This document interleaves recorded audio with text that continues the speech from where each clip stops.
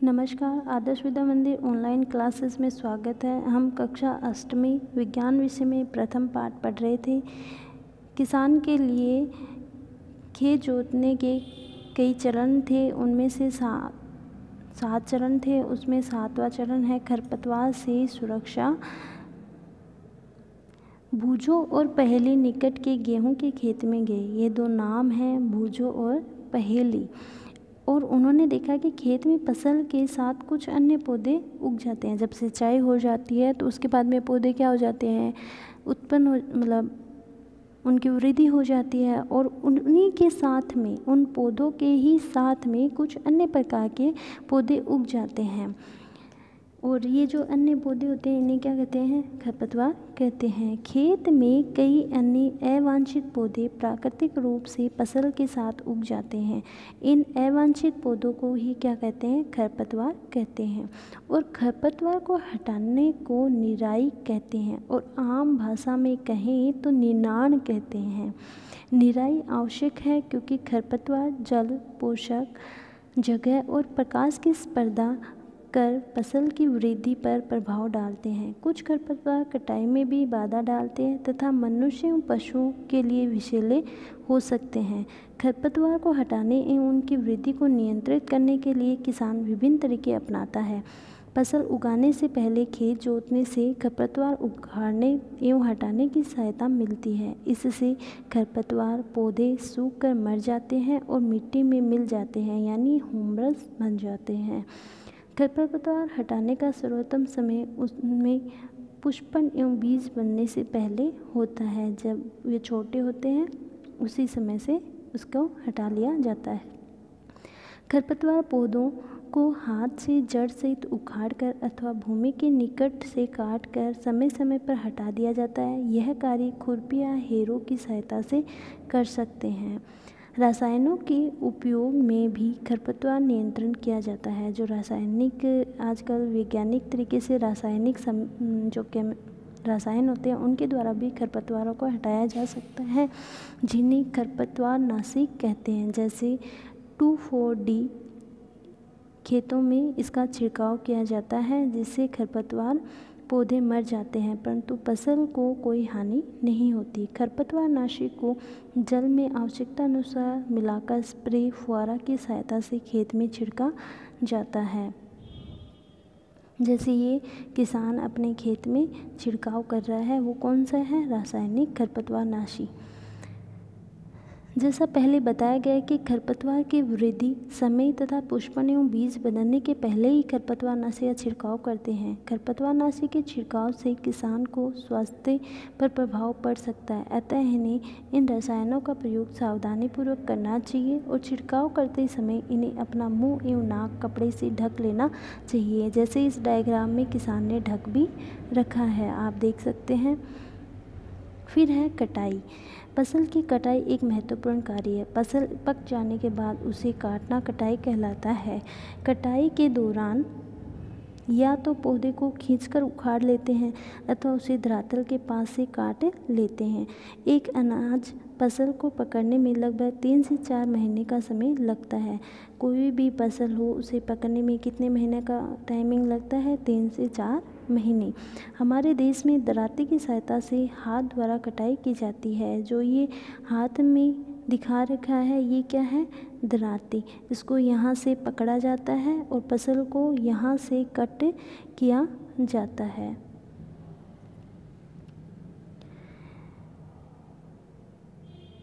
एक मशीन का उपयोग किया जाता है जिसे हार्वेस्टर कहते हैं। काटी गई फसल से बीजों, दानों और भूसे से अलग करने की प्रक्रिया किसे कहते हैं, थ्रेशिंग कहते हैं। तो यहाँ पे 3 प्रश्न बन जाते हैं। पहला प्रश्न, आधुनिक रूप से काटने के लिए दराती का उपयोग करते हैं और आजकल मशीन का उपयोग करने लगे हैं।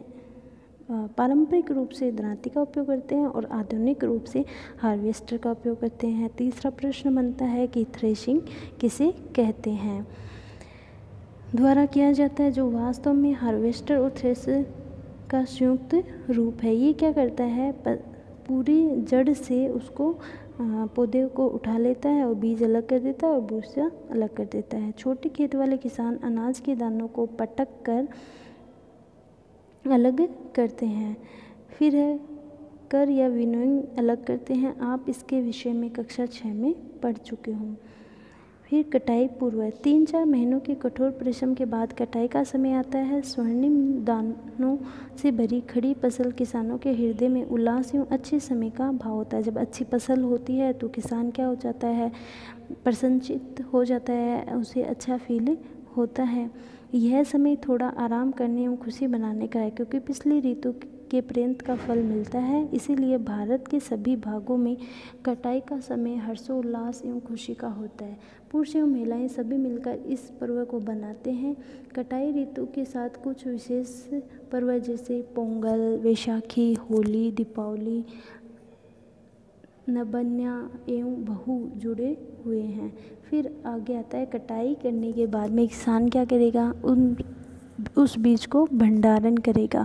जितनी आवश्यकता होगी उतना बीज अपने घर पे रखेगा और बाकी क्या कर देगा, जो मंडियाँ होती हैं उनमें बेच देगा। तो अगला आ गया भंडारण।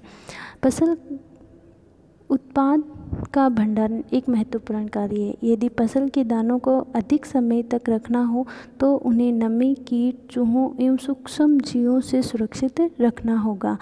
ताज़ा फसल में नमी की मात्रा अधिक होती है। यदि ताज़ा काटी गई फसल के दानों को सुखाए बिना भंडारित किया गया तो उन्हें खराब होने अथवा जीवों का आक्रमण से उनकी अंकुरण क्षमता नष्ट होने की संभावना अधिक होती है। अतः भंडारण से पहले बीजों को धूप में सुखाकर आवश्यक है, जिससे उसकी नमी कम हो जाती है और इससे उनकी कीट, पीड़कों, जीवाणु एवं कवक से सुरक्षा हो जाती है।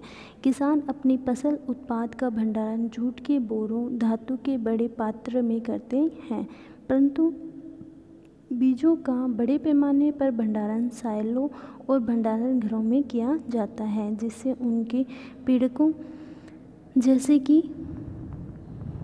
तो ये जो डायग्राम दिखाया गया है ये क्या है, अनाज भंडारण करने हेतु साइलो बनाए हुए हैं। इनमें इन बीजों का भंडारण किया जाता है। दूसरा डायग्राम है भंडार गृहों में अनाज का भंडारण। फिर है जंतुओं से भोजन। इस सारणी की पूर्ति करने के पश्चात हम देखते हैं कि पौधों की तरह सारणी में क्या दिया गया, खाद्य पदार्थ क्या है, दूध, स्रोत क्या है, गाय, भैंस, बकरी, ऊँटनी जो दूध देते हैं। समुद्र के तटीय क्षेत्रों में रहने वाले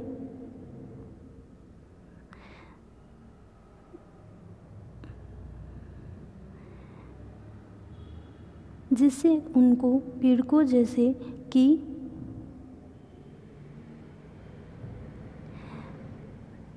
चूहों एवं कीटों से सुरक्षित रखा जाता है। नीम की सूखी पत्तियां घरों में अनाज के भंडारण में उपयोग की जाती हैं।